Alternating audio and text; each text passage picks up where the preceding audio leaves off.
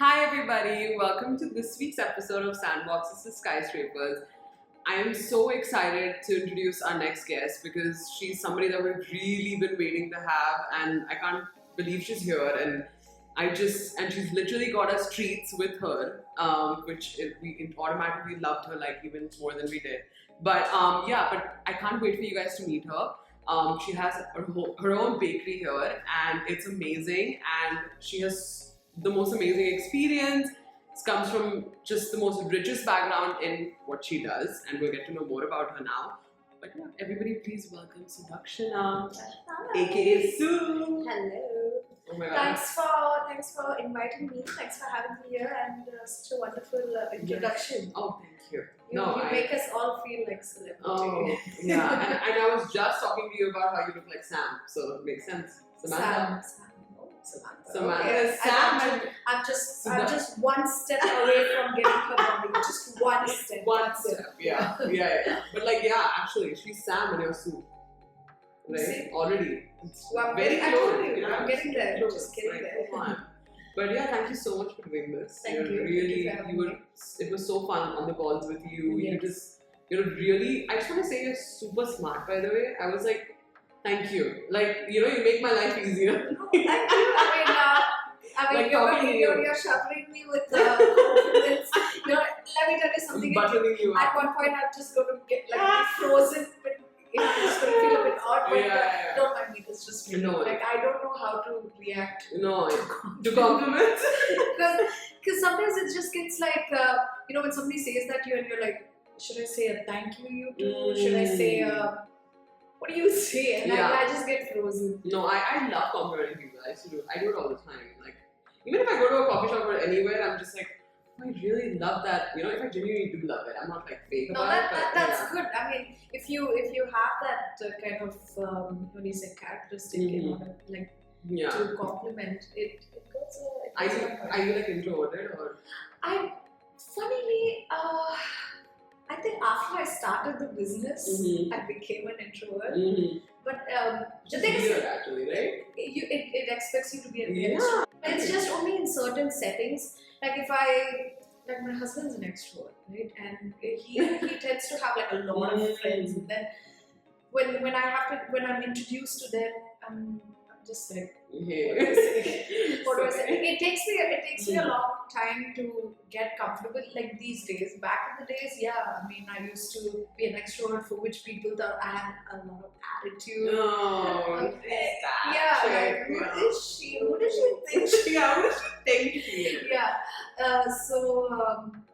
Those things used to happen back then. But And now, you also fell in the bike. yes, I was born and brought up in Dubai, lived all my life here. I mean, a part of my life, not a part, like a very brief period of time I was away.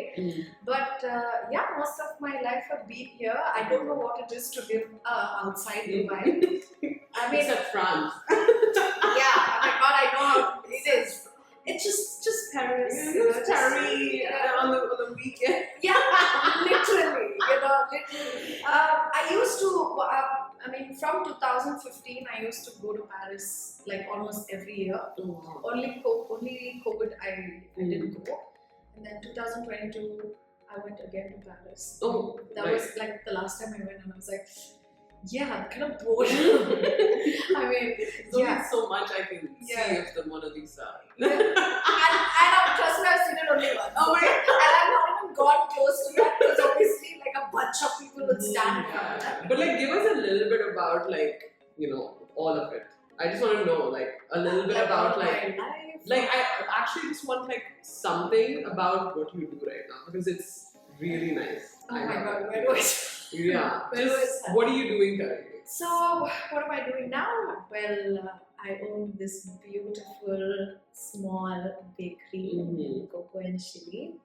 I started 3 years back, 2021. I started Feb 14th on the day of love. I started Cocoa and Chili. I've been in the industry for the last 10 years. And I've worked in multiple different restaurants, cafes here in Dubai, as well as when I was studying in Paris. So it was in 2022. I was 21 when I decided. I mean, it's time I started, my own bakery. and I did a lot of things that that I wanted to do on my own. And what was happening is sometimes when when you're working for someone, then obviously they have their own For sure. things that needs to be done. And I wanted my own space, and I also felt with the years of experience I had, I think I had that sort of push to do something on my own. And also my folks sort of like pushed me, especially my dad. He gave me this one line. He was like, listen, you're not married now, better to start now. And Same. yeah, so yeah, that's how I started. That's how I Yeah. started Coco Chili in 2021. So when I first started Coco Chili, it was more of like I focused more on bringing all the French boulangerie products that I studied back in school. Whether it's a sourdough bread, a croissant, any type of viennoiseries, a few French pastries. I wanted to sort of bring all that knowledge and put it in this place of my own. So we were at 1 year, 2 year, but obviously you tend to learn so much through the years. And it was actually in 2023 when I kind of started experimenting with something like, you know what, I'm an Indian. I love my Indian flavors. So why not I kind of like mix the knowledge of my boulangerie knowledge and the Indian flavors I grew up or I just eat on a daily basis. Just disclaimer, I don't eat croissants every day. A lot of people ask me, like, oh my god, you must be so lucky to have a croissant every day. And I'm like, listen, bro, I don't know when was the last time I had it. Because you're just constantly with that smell. I can imagine. So it was in 2023 when I was kind of like experimenting, and it was actually appreciated a lot. People liked it, and again, when you're an Indian owner of something, you draw your own community people, and that's like that anywhere.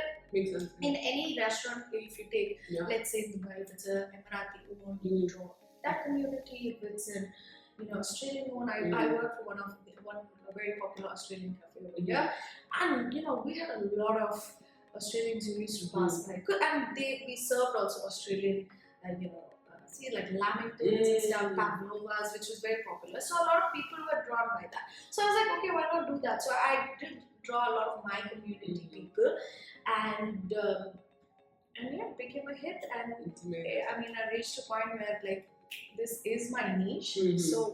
So now it is an Indo-French bakehouse. So I am experimenting a lot with flavors that I grew up with.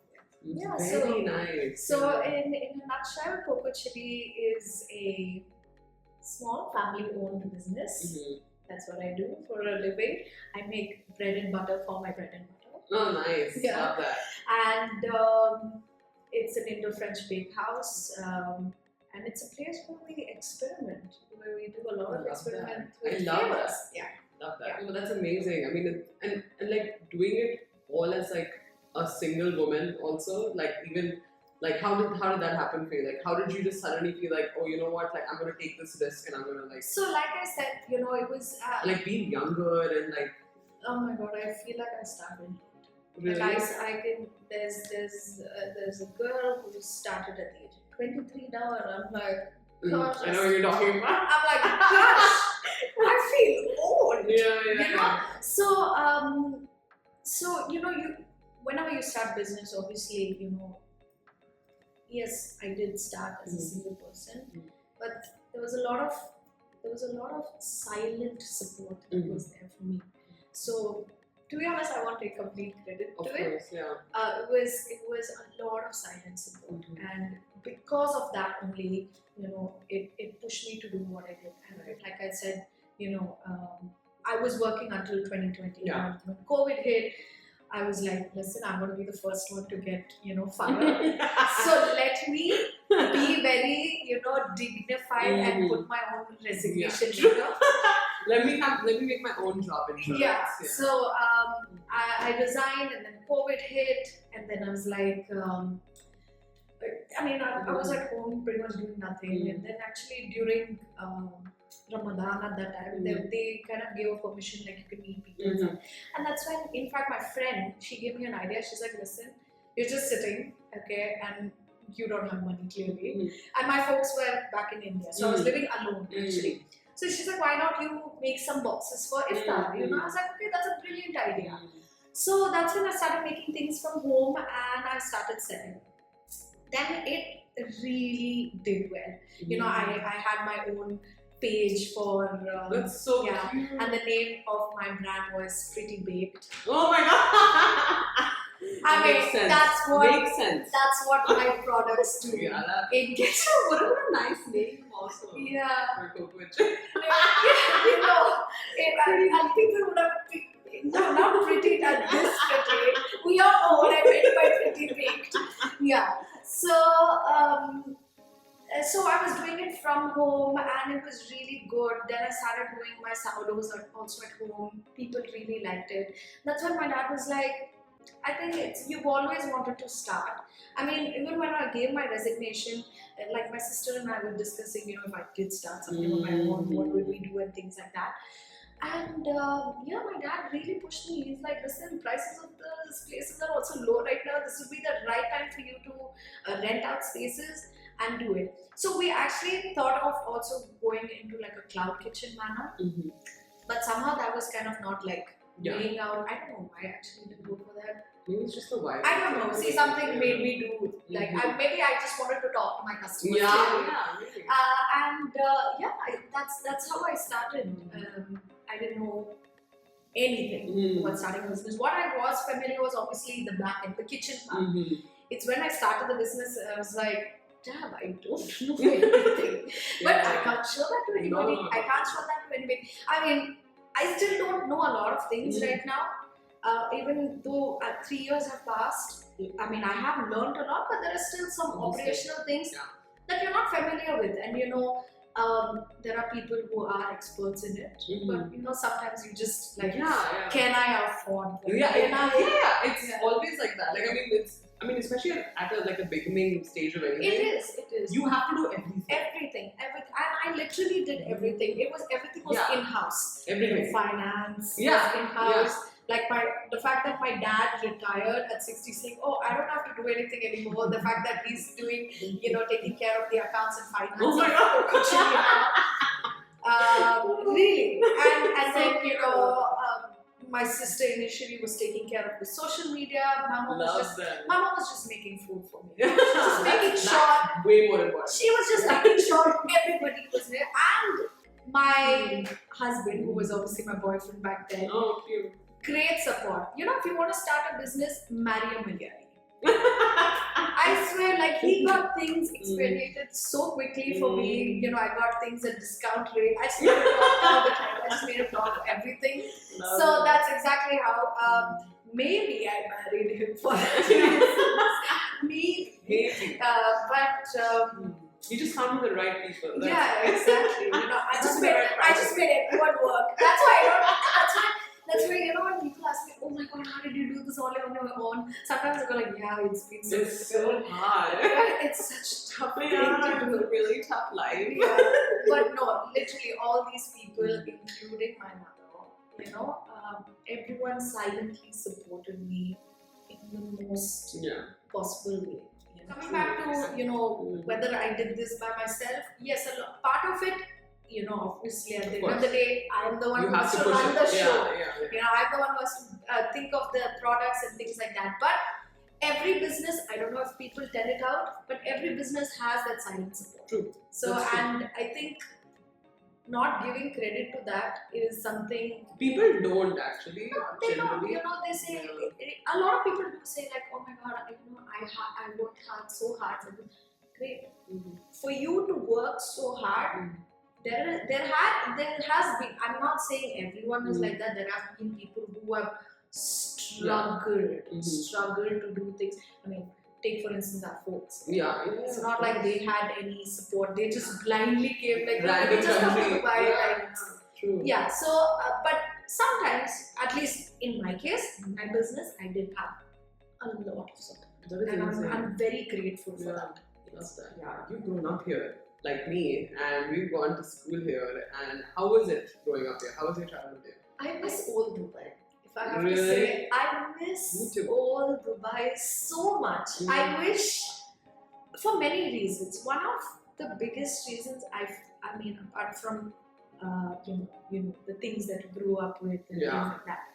I feel if I had started business, say when old Dubai was old Dubai, She's such a business-minded. I would have been making money. That's true.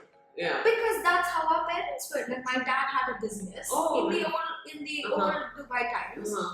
I mean, if I am where I am right now and he's able to support me for the business and things like that, it's because it was easy. The competition was less, So and every business that opened was very unique. So that's probably one of the things I have from a business perspective. A business point of view.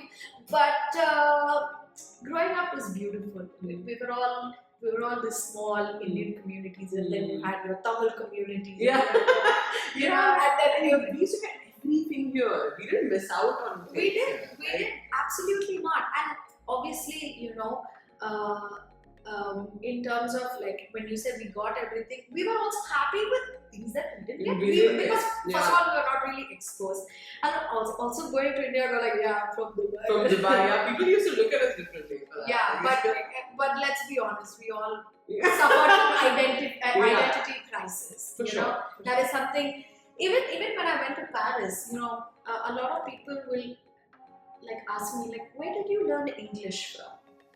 Because in Paris, that's a very common question to ask French people, where you learned English from, because they don't speak English in general, right? So they ask me, where did you learn English from? In India, do people speak English like this? I'm like, yeah, that's the only language we know. Somehow, because we have so many different states, apart from Hindi, English is another language we know. So, that's the identity crisis I had there. So, when I used to tell them I was born in Dubai, so they're like, oh, so you're an Emirati, you have a local passport. Like, no, I still hold the very proud Indian passport. So, I'm just resident. It was very confusing. So, yes, that was one thing we obviously faced. But overall, being brought up in Dubai, studying in those, two famous schools and the rivalry being there. Back then, what do you call it? Global Village. Oh my God. I used to love Indian Pavilion was the happening thing. You had singers coming, celebrities coming. Malls, remember like the old. Oh my God, I still have pictures of me like Tajman. Yeah, Tajman, or I'm like going bowling, to city center or whatever. Do you remember? What is that? Magic Planet. No, not Magic Planet. There was another planet thing that was next to Wafi. Yes. Planet Hollywood. Planet Hollywood. Yeah. Oh my God, these are all like core memories. Crazy things and Al Nazar. Yeah, that place. Skating. The ice skating thing, I have literally hurt my knee like 5 times there. Everyone's birthday party used to be there or something.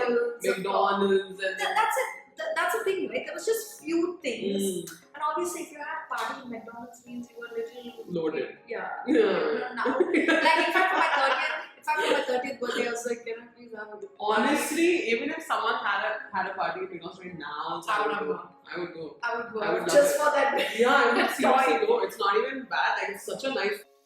It's amazing. And I wanted to also talk about your time in Paris. Let's talk about that. I really want to know. Yeah. Because that is different. Is my mom going to see this? Also, your undergrad is nothing related to this. No. Oh my God. Actually, your undergrad is related to the business in a way. It is, but I did not choose it because I wanted to. So you are using it. No, not really. Do you think I remember anything?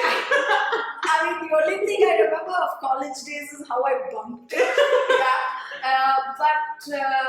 Oh God, let me tell you how that's a funny story. So, going back in time in 8th grade, I was reading this chapter in our English lesson. It was about the first female pilot. And I was so awed by it. I was like, that's it, I want to become a pilot. This is what I see my life being.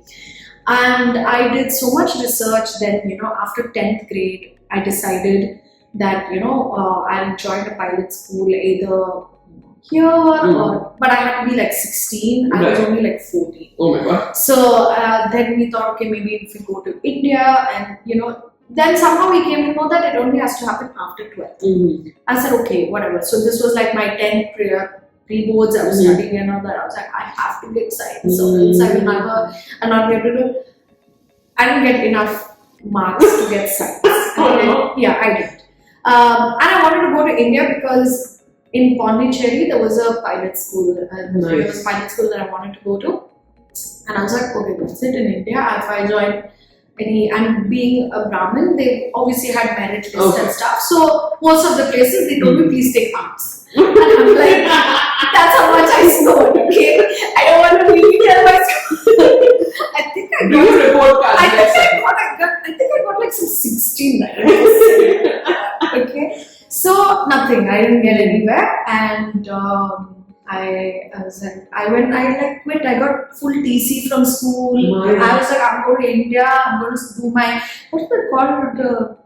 What is the thing before you study college in India? The 11th and 12th is called something. College. Pre-college or something. Something like that. People are going to write in the comments. You don't know. Yeah, you don't know. Please don't act.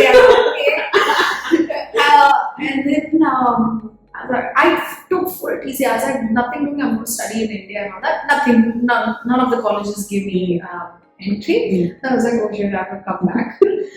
So I came back. I joined one school. Another funny story, just to add this, I've studied in 6 schools in Dubai. Oh my god. 6 schools, okay?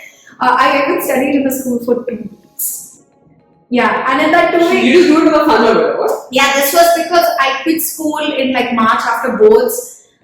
Then when I came back, like the same, I didn't want to go back to the same school. Then I was trying to get into IHS and I couldn't get into that. So I had to study somewhere. So they put me in one school. Somehow I got into one school, commerce. I studied there for 2 weeks, and nicely in the 2 weeks there was some annual day or something, full dance. She's part of this. I went full dance, and after that I quit that school because I got into IHS. Okay, I went full master. I got into IHS. Then I went into IHS, and then I was like, okay, fine, you know what, let me just study commerce for the heck of it. And then I came to know that, you know, through British Consulate, you can get just physics and maths test, which you can write, and that is enough for you to join. Then I was ready to join the school in Arizona, in US.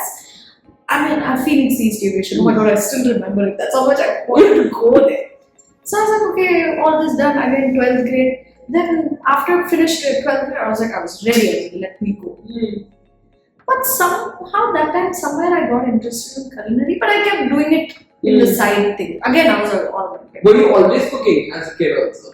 Like, were you? Yeah, I was. You know, back in the days, I don't know if you remember Friday magazine. Yes, of course. And recipes used to come in. Oh my god, yeah, so fancy. I'm going to send you a picture of it. Maybe you can add it as a part of the podcast. I still have it. I would tear the recipes and I would stick it. So cute. I've never done any of it.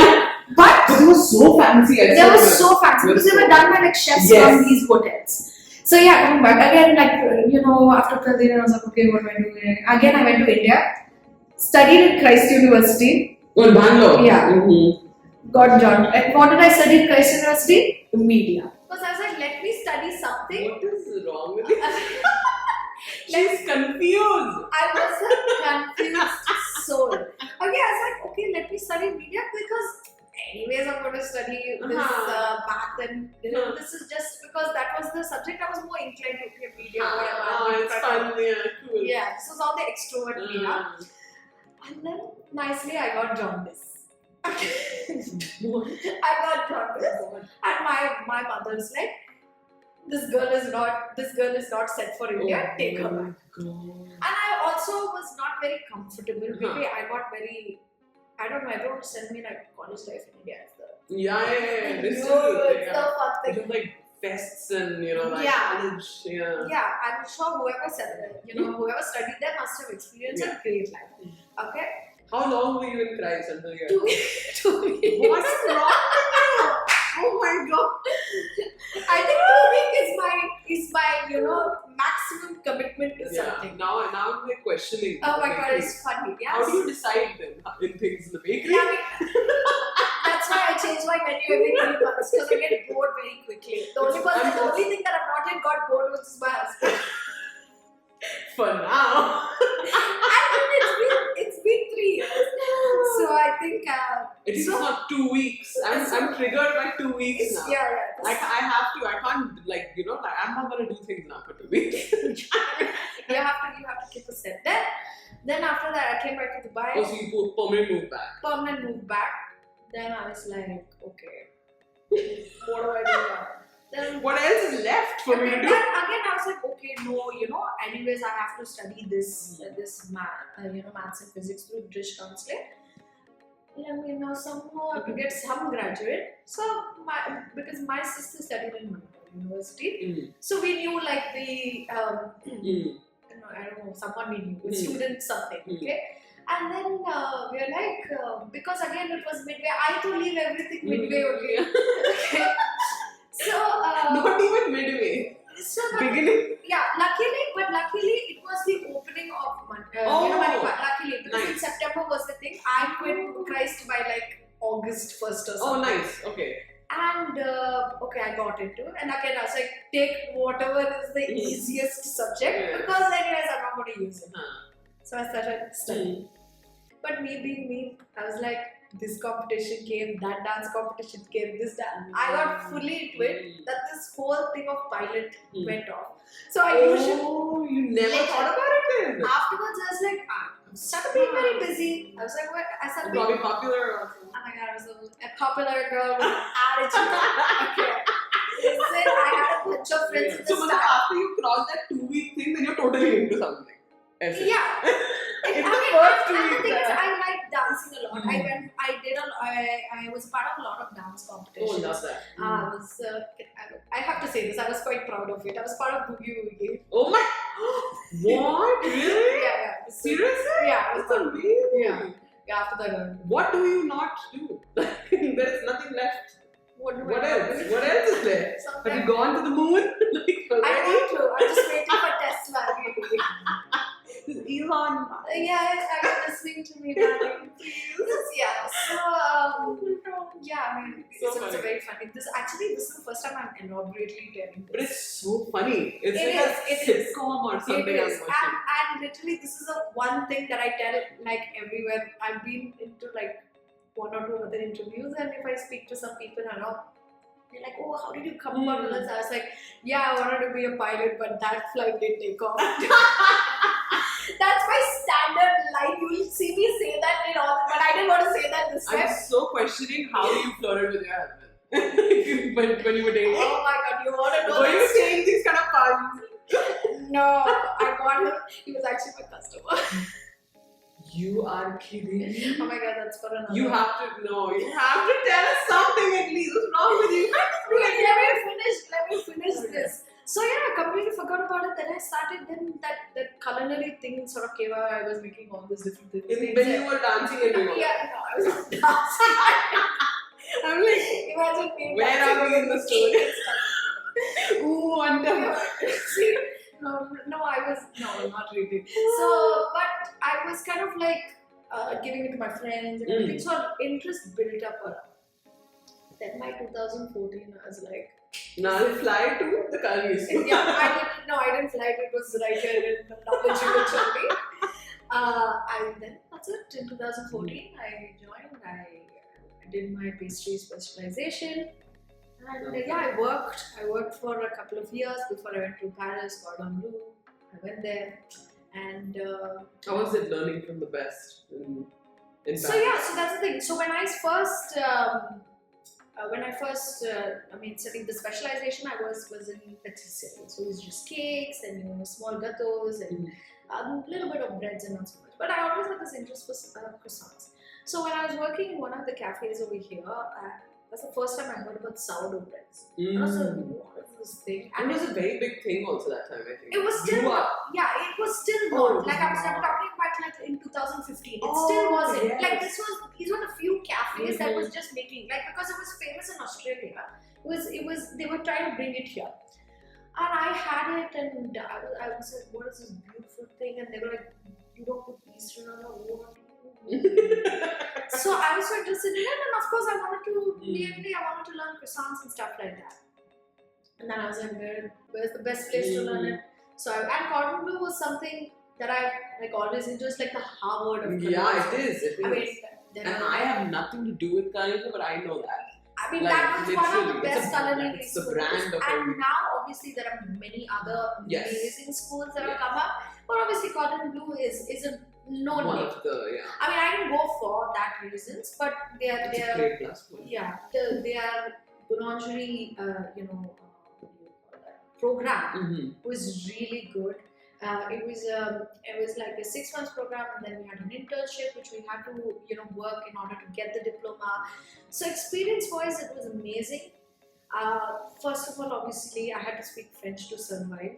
Oh my But god. I don't know how to speak French, so please don't ask me. What? No. Yeah, no. But you learned. So obviously Conversation. I learned in school, but because you're there, you just pick up and you start remembering all the words that you learn. Obviously, I was speaking everything in present tense. There was no past, no future. Yeah, and I think tense is a very big thing, right? In French, yeah. But luckily, even in school when we were, I'm talking about the culinary school, the instructor spoke in French, but there was like a translator. Oh, but is that how it is? Yes, Ooh. yeah. So, but there are these few. But obviously, if you go to like other branches, like the London branch, and all, they speak English. But it was nice because they used the French terms, which were very important for you to understand what each one is. So experience-wise, it was amazing. I thoroughly enjoyed it. A lot of people ask me, "What did you study? You studied bread for 6 months." I said that was not enough. There were so many different kinds of bread. We went to field trips. I had more wine than water. Yeah. So I'm more minded than secrets. But yeah, I mean, if you really want to, especially in culinary and stuff, you need to. There are a lot of people who self-learn, which is amazing. But I think this experience was much needed for me, and it was a wonderful experience. You meet people from different parts of the world.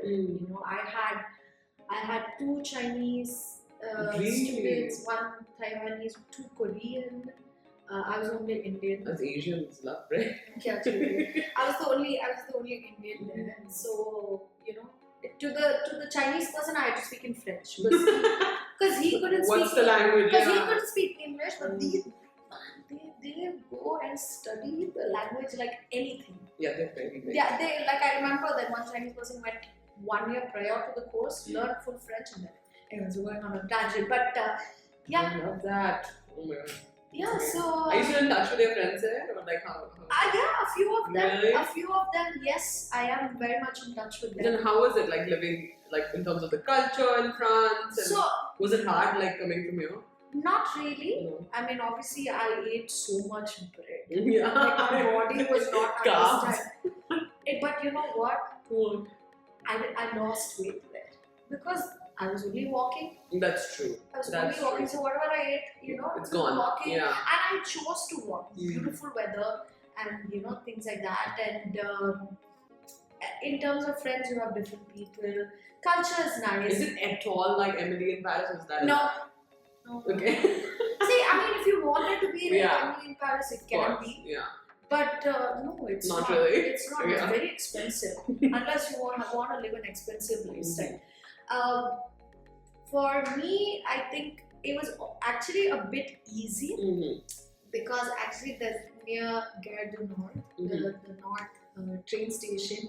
It was filled with a lot of Tamilians from Sri Lanka and Pondicherry. That is so cute. So every Sunday I would go there. I would buy idli batter. I would go to Saravana Bhavan, have my dosa. So usually on Sundays I would go to this place like Gare du Nord, and that's where it was the North train station. So that was like, it had a lot of Tamilians. They were from Sri Lanka. They were from this one. So anytime I was obviously craving home food, like dosa, Saravana and things like that. So, I mean, being a vegetarian myself, I would, obviously find a bit of difficulty getting like sandwiches. I would think, because obviously there was a lot of cold cut sandwiches and stuff like that. I mean, I love cheese. Yeah. But, I wanted my Indian food with masala and stuff like that. So I would go there, maybe pick a few. Yours is also a veg bakery, right? Yes, so mine is a veg vegan bakery. I mean, I use eggs, but no meat. I mean, a lot of people did ask me like, why do you not have chicken? Not for any like religious reasons or anything, but I feel like one, obviously I've not had meat and I don't know how it is to work with things. So maybe even getting someone to do it, obviously you need to monitor it. Yeah. But also I feel like there's so much in vegetarian that's to explore. I mean, if you see MasterChef Australia is when you realize the new kinds of vegetables and fruits that exist.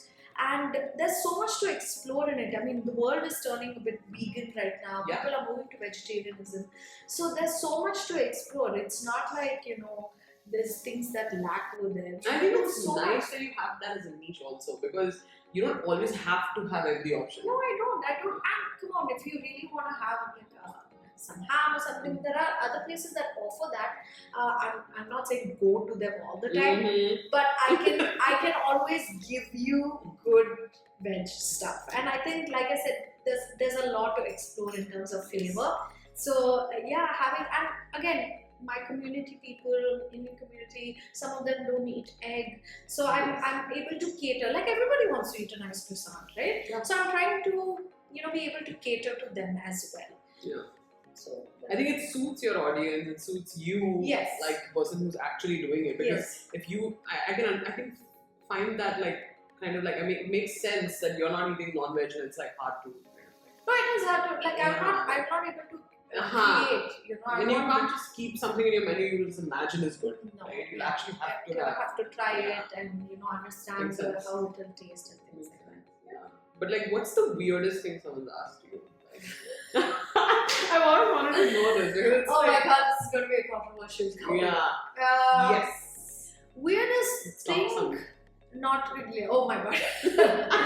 Weirdest thing, actually, I mean, I've had a lot of weird comments come my way, but I feel where I get, I don't know if I can say the word hurt, or where I get irritated, or it's very difficult to explain, is when people try to compare my prices to supermarket prices. I had a customer who had come and told me, oh, your croissant is 13 dirhams, Starbucks gives it for 11. And I'm like, but that is frozen croissant. Yeah, I'm like, go to Starbucks. That's, oh my god, I want to say that. They go like, I'm like, but that's frozen croissant. I'm happy to give you my croissant for that much price. But you compare and you yourself tell me. You yourself tell me if it's worth. And when I mean 13 dirhams for a croissant, it's not just the ingredients. Yeah. It's labor. And it takes me 4 days to make croissants. Not one. Yeah, just say. Yeah, so time. Then all the other costs, like my rent, everything, a percentage of it goes in that. And obviously on top of that I have to put my margin, right? And we put such minimal margin. But it's so difficult to sit and keep telling that to everybody. And even, people go like, another difficulty I can say is, it's been good and bad. So it's like in 2023 is when I started putting my face more out. I wanted people to feel more comfortable, relatable. I had a few people who gave me good constructive criticism, which I took because I knew it came from a good place. Right. But I also feel some people took advantage of that. Some of them like literally daunted me, and it's, if I have to openly tell you, it hurts. Yeah. It hurts. Yeah, people say don't be emotional with your business, but if you speak rudely to somebody, it will hurt. We're all humans. Yeah. And I humbled myself. Like I was humbled once I started business. Before business and all, I'd be like, hey, come here, come here. Like, hey, what is this friendship? Why is it like this and all that? But literally, once I started a business in the service industry, it humbles you. It humbles you. Now I take the opportunity to go, whenever I go to any restaurant, the first thing is I read the person's name tag. I address them. There is a reason why there's a name tag. I address them by that. So when coming back to the whole daunting thing, I remember one customer, see, we charge delivery. We do charge, okay? We don't have our in-house vehicle. We're still a very small scale. We haven't reached that stage where we have that much volume of order where we can have our own vehicle, our own driver. Everything's a cost, right? We wanted to deliver something and it got delivered and everything, and then the person was like, it's nice, but you know what, you lose customers if you charge them delivery. And I'm like, at that point I was like, even my parents don't speak to me. Like, how can you tell me that I will lose business? It takes a lot of courage to start one. It's true. Yeah. It takes a lot of courage. And a lot of people say, don't take these things into heart. People are going to say this. I mean, I'm human. I'm a little emotional, given. But why are people so rude? They don't choose their word. They don't, and like I told, people have compared me to another very funny thing that happens is because I'm an Indian-owned bakery, they think I sell samosas and puffs too. And child. Like if you go to bakery in India, you get your samosas and you get your puffs and the curry and all. Biscuit and all. Please, this curry my father has also told me to make. Okay, I'm like, okay, I understand I make puff pastry, but kuch bhi They basically expected you to have the bakery your dad wanted. Yeah, exactly. It's funny. So you have samosa. I'm like, samosa? So they like a customer asked me, what did we make, because we want to distribute these boxes, so we'd like one sweet and savory. So there are these bakeries over here, confectionaries, I don't know, names here. Unnamed. Okay, who they give pizza, pizza. One pizza. Which is not one anymore. Yeah, it's not one anymore. One samosa, puff, egg curry, ka bonda. Sorry. One of the best, I can't deny, but one of the best. Okay. So what happens is they think I have the same thing, like plum cake and all. Seasonal. Sorry. Okay. Whoever's grown up knows exactly what I'm talking about. Plum cake that comes in. You don't even have to say anything. When you said the first word, you said pizza, then I got it. Okay. So everyone expected. I'm like, no, I don't know. I'm a French bakehouse. Okay, now I'm Indo. Now I'm going to get a bit of that, but I have to take it with good spirit. I literally eat with good spirit. And oh God, what was the other thing that I got? Someone who asked me to make croissant with ghee. Here we are struggling to get 82% fat croissant butter and all that, and it's like. Do you have to make your own butter? No, we don't make our own butter, but obviously there's a separate butter that you use for croissants. Makes sense. Yeah. And it mainly because of prices. I mean, I'm really trying my level best to price, but it is expensive. Like for instance, we are undergoing a renovation.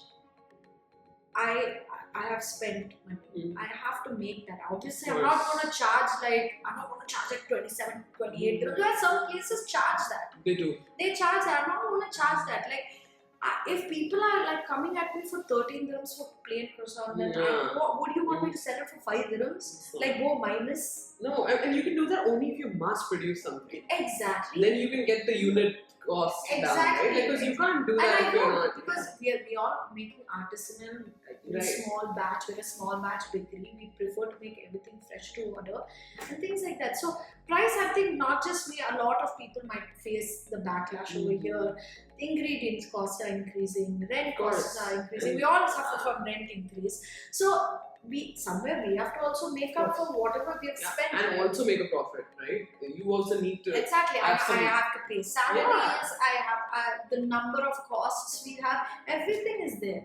Then I can't sit down a person and be like, listen, this is what I pay for. This is what I pay for. This That's what I can't. You can't. And so like instead of the menu, you're just like. Another funny thing is somebody coming right on my face. Like, why are you so expensive?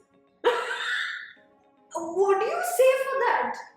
Because I am. Because I'm worth it. Like I get frozen. I'm like,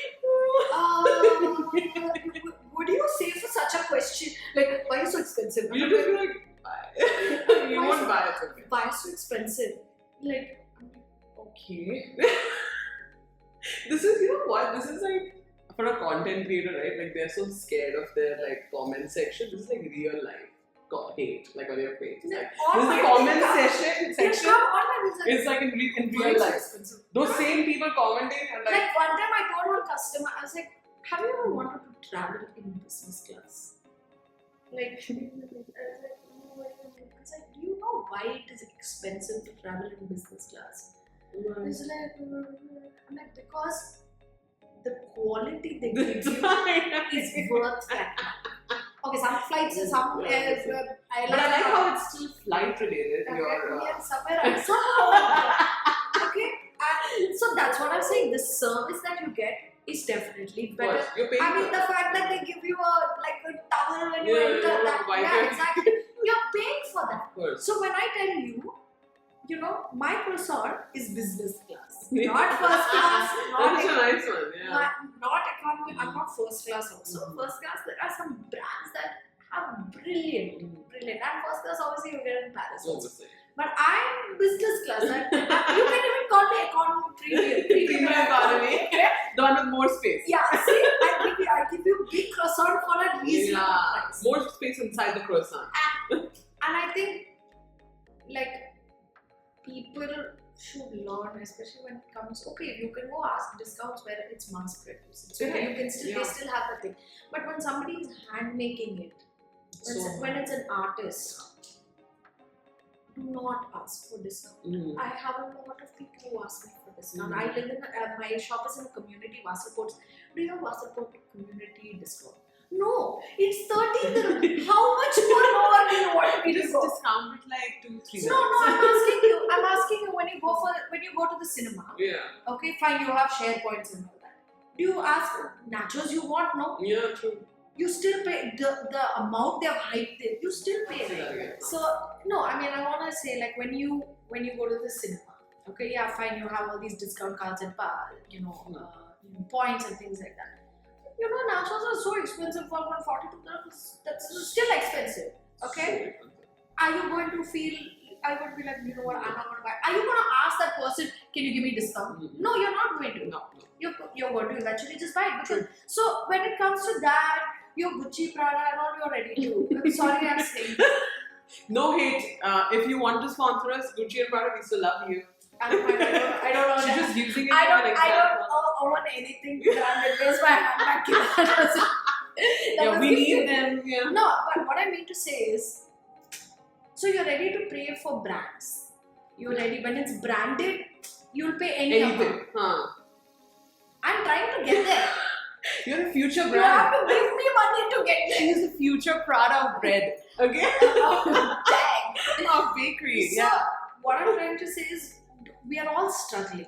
We're all struggling. I'm using a very small margin. Okay. Pay that. I will assure you that whatever I give you is value for money. I will not cheat you. I will make sure it's a good product. I will make sure the quality of the ingredients are good. I'll make sure of all of that.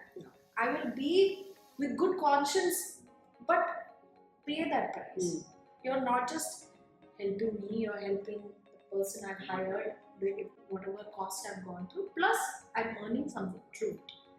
You still put on your house. I'm not just saying this for me. Any artist, give them the value that they deserve. True. That they deserve.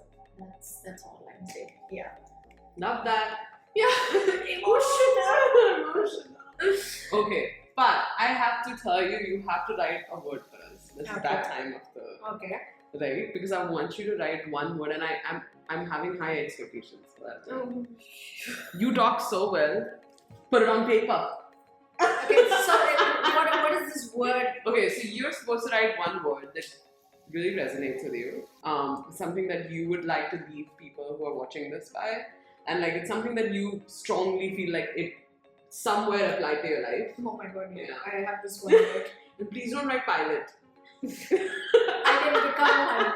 That flight didn't take off. I'm still here, it's grounded. I became the ground stuff. She took that flight and came back here alone. Yeah, that's true. I took a business class. Yeah, I took a business class and started a business. Yeah. Oh, damn! It is a business class. Oh my god, it's all related. It was. You manifested everything. I hope the spelling is right. I'm very bad at spelling, guys. We'll see that and then we'll tear this one up and make it right again. Okay, this is Oh, correct. this is correct. Very funny. Just basic, guys. I suffer from I can't read. But I'm very bad with spellings. My grammar sometimes is off the hook. Yeah. I need to send this. Yes, please, because if Coco Cherry blows up, like we'll sell your thing. Please. We'll be like, Send, we know her. send it to me. I'll probably need No, that. I'll probably get the money, buy like a lot of 13-dinner croissants. Yeah. By then I hopefully should increase. Yeah, maybe it'll be like 15 then. So I'll be able to buy like a couple. Yeah. Well. Oh yes. Just Yeah. So this is the word that Sue picked. It's journey. Can you say a couple of words about your amazing journey? I mean, if you noticed, of course, my You know, journey I has don't been know what you're talking about. journey has been a roller coaster. I've been here, there, everywhere, literally. I mean, if I have to add on to this, I acted in like some 3 movies, out of which only 1 released. 1 just got. We didn't even get to that part, literally. And she modeled, and she's like all over the Yeah, place. I was all over the place. Yeah, I told you, like, my mom wanted me to be a film star. My dad wanted me to, like, be a model. While baking. Yeah. Yeah. And she's dancing, and she's flying, and now I'm speaks in the French. passenger seat of. And now she speaks French and has croissants. We. We had a long journey. Yeah. So for me, journey is the fact that I've been even starting Coco Chili where I wanted it to be, where it is now, how I ended up in this renovation. It's just been a very different journey. Yeah. So I think it'll just keep continuing to be confusing for me. Yeah, true. But I enjoy it. But that's the good thing. But I right? enjoy it because I've experienced different things, and there are things that I really enjoyed. There are things that I did not enjoy. So it was fun. But yeah, thank you so much for doing this. I know you took your time out on a Sunday and did this, and I had so much fun. This is good, and I wish you all the very best for this. So you should. I mean, I hope you get more entertainment. Yeah. No, we'll get you, and later you come back again. Part 2. Part 2. Because there's still. Yeah.